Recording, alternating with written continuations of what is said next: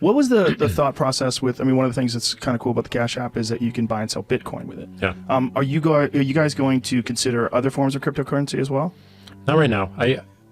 So back to the internet. I believe the internet will have a native currency. Really? It'll have a native currency, and I don't know if it's Bitcoin. I think it will, because just given all the tests it's been through and the principles behind it, how it was created, and it was something that was born on the internet, that was developed on the internet, that was tested on the internet. It is of the internet, and the reason we enabled the purchasing of Bitcoin within the Cash App is, one, we want to learn about the technology, and we want to put ourselves out there and take some risk. We're the first publicly traded company to actually offer it as a service. We're the first publicly traded company to talk to the SEC about Bitcoin and what that means. And it made us uncomfortable. We had to really understand what was going on, and that was critical and important. And then the second thing is that we would love to see something become a global currency. It enables more access. It allows us to serve more people. It allows us to move much faster around the world.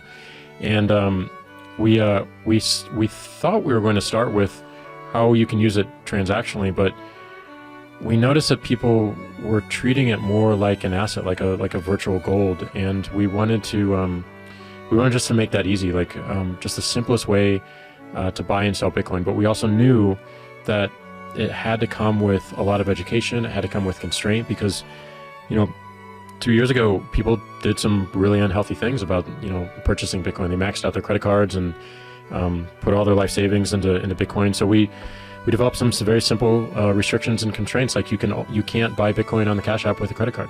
It has to be the money you actually have in it. And we look for day trading, which we discourage and shut down. That's not what we were trying to build. That's not what we were trying to optimize for. We made a children's book explaining what Bitcoin is and where it came from and how people use it and where it might be going. So we really tried to take on the role of education and to have some very simple, healthy constraints that allowed people to consider what their actions are in the space. Now, when you have something like the Cash App, which is it's very much a disruptive technology in terms of decentralization of banks and currency, and to have it where everything is going you're direct depositing a paycheck right in the app if you so choose. And then you could also buy Bitcoin, which is another disruptive technology. I mean, this is another step towards this sort of new way of doing things. Yeah. And is there pushback from any companies, or is there? Oh yeah. I mean, you just look at some of the major banks and their consideration around Bitcoin.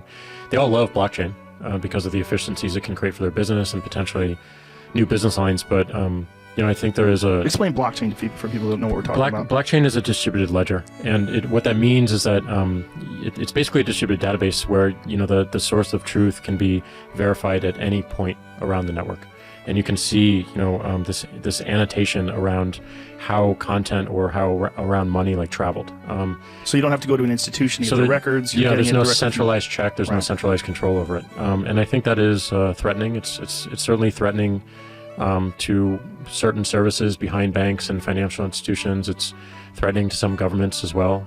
So I just look at this and how do we embrace this technology, not react to it in more from a threat standpoint, but what does it enable us to do, and where does our value shift?